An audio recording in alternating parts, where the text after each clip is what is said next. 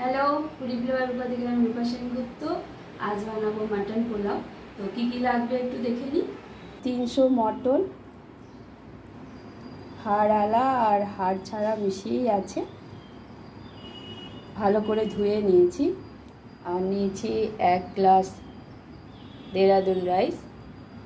এখানে বড় সাইজের 2টো পেঁয়াজ পাতলা পাতলা করে কাটা, 1.5 খানা বড় সাইজের পেঁয়াজ বড় বড় টুকরো করে কাটা, এটা পেস্ট হবে বলে। নুন, হলুদ, কাশ্মীরি লঙ্কার গুঁড়ো, ধনের গুঁড়ো, জিরের গুঁড়ো, গোলমরিচের গুঁড়ো, আদা রসুন বাটা।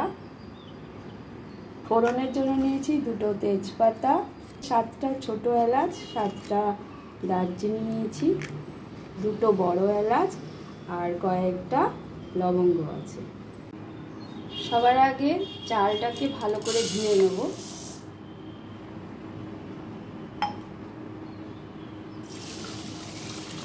তিনবার জল পাল্টে পাল্টে ভালো করে ধুয়ে নেব।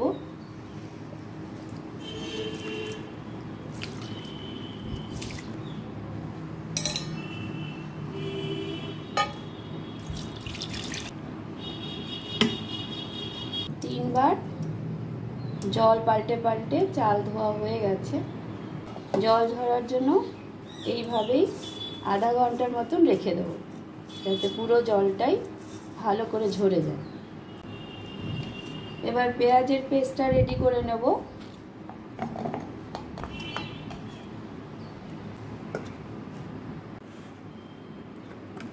পেঁয়াজের পেস্ট রেডি হয়ে গেছে।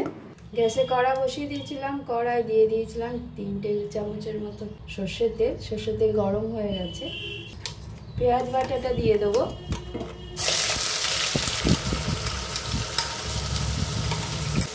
দেড় চামচের মতো আদা রসুন বাটা দিয়ে দিলাম।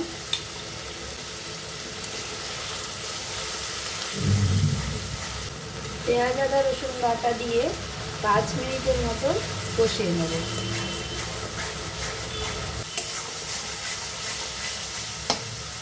পাঁচ মিনিট কষানো হয়ে গেছে।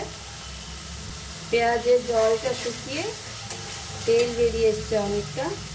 এবার দিয়ে দেবো মাটন।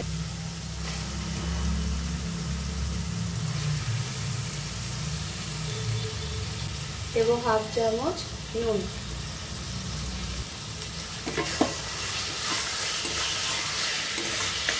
পেঁয়াজ আর রসুন বাটার সাথে মাটনকেও 5 মিনিটের মতো কষিয়ে নেব। 5 মিনিটের মতন কষানো হয়ে গেছে। এবার দিয়ে দেবো গুঁড়ো মশলাগুলো।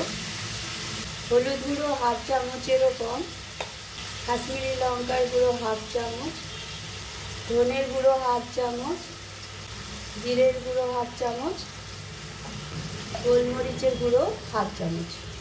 গুঁড়ো মশলাগুলো দিয়েও 5 মিনিটের মতন কষিয়ে নেব।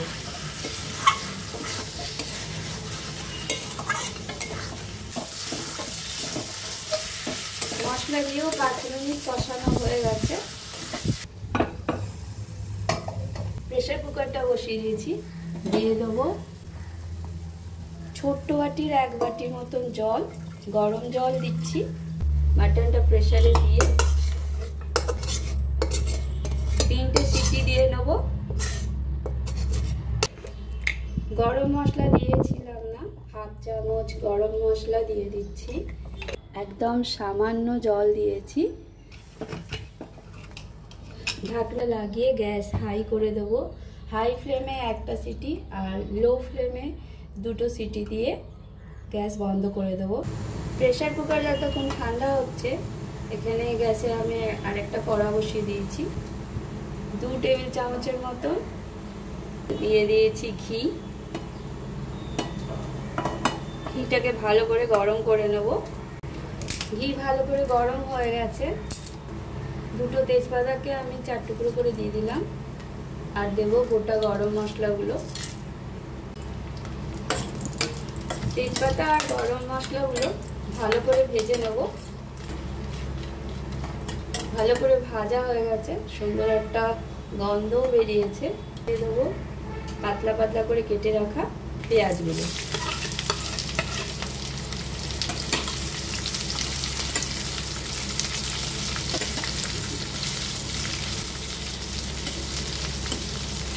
পেঁয়াজগুলোকে লাল করে ভেজে নেব। পেঁয়াজগুলো হালকা লাল করে ভাজা হয়ে গেছে। এবার দিয়ে দেবো 1/2 চামচ আদা রসুন বাটা।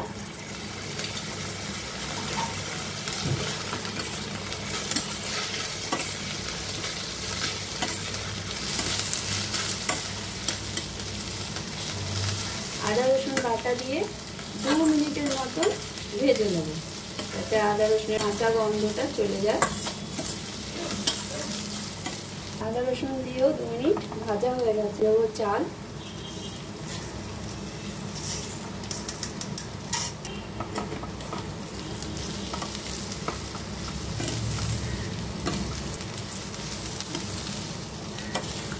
চালটা যখন চটচট করে আওয়াজ হবে সেই সময় বুঝবো চাল ভাজা হয়ে গেছে। ততক্ষণ চালটা ভেজে নেব। এখানে আমি হলুদ ইউজ করছি না, আমাদের মাটনে হলুদ লঙ্কা গুঁড়ো সবই আছে, সেই জন্য এখানে আর কোনো মশলা ইউজ করছি না। প্রেশার কুকার ঠান্ডা হয়ে গেছিল, মাটন আলাদা করে নিয়েছি। ঝোলটা আছে, এই ঝোলটা আমি এখন চালে দিয়ে দেবো।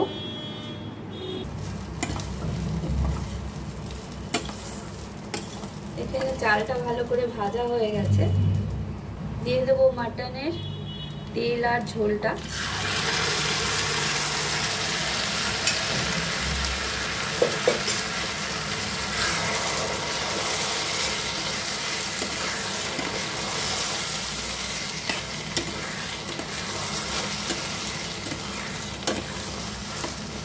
গ্লাসের 1 গ্লাস চাল নিয়েছিলাম, সেই জন্য আমি 2 গ্লাস জল নেব।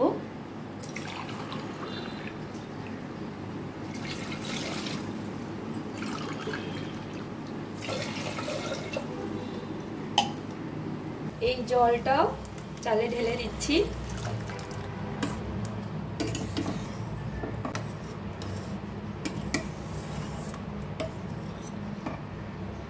এবার নুন, আমাদের মাংসের ঝোলে নুন ছিল, সেজন্য একটু নুনটা টেস্ট করে নিচ্ছি। দিয়ে দিচ্ছি 1/2 চামচের মতো নুন।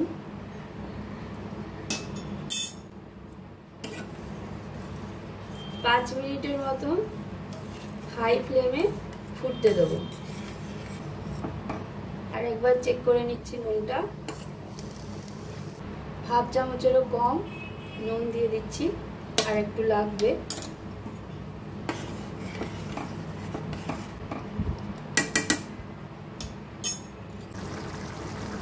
পাঁচ মিনিট হয়ে গেছে, জলটা বেশ ভালো করে ফুটে গেছে। যেহেতু মাটনটা সেদ্ধ ছিল, ওই জন্য আমি একটু পরে দিচ্ছি মাটন।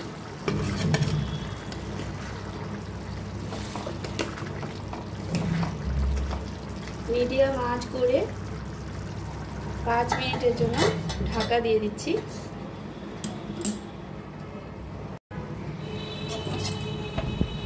5 মিনিট হয়ে গেছে, একটু চেক করে নিই। অনেকটাই জল শুকিয়ে গেছে। দুটো কাঁচা লঙ্কাকে আমি 4 টুকরো করে দিয়ে দিচ্ছি। আর দেব 1 চামচ চিনি। দিয়ে ভালো করে নাড়িয়ে আরো 5 মিনিটের জন্য ঢেকে দিচ্ছি। 5 মিনিট হয়ে গেছে, ঢাকনাটা খুলে দিচ্ছি। রেডি হয়ে গেছে। এবার এইভাবেই গ্যাস বন্ধ করে 5 মিনিটের মতন ঢেকে রেখে দেব।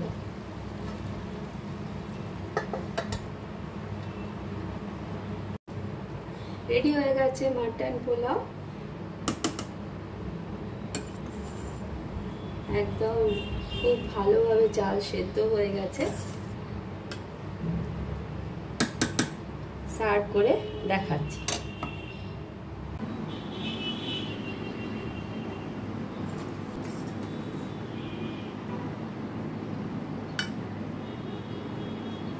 রেডি হয়ে গেছে আমার মাটন পোলাও। ভিডিও যদি ভালো লাগে লাইক শেয়ার সাবস্ক্রাইব করে দেবেন। Thank you.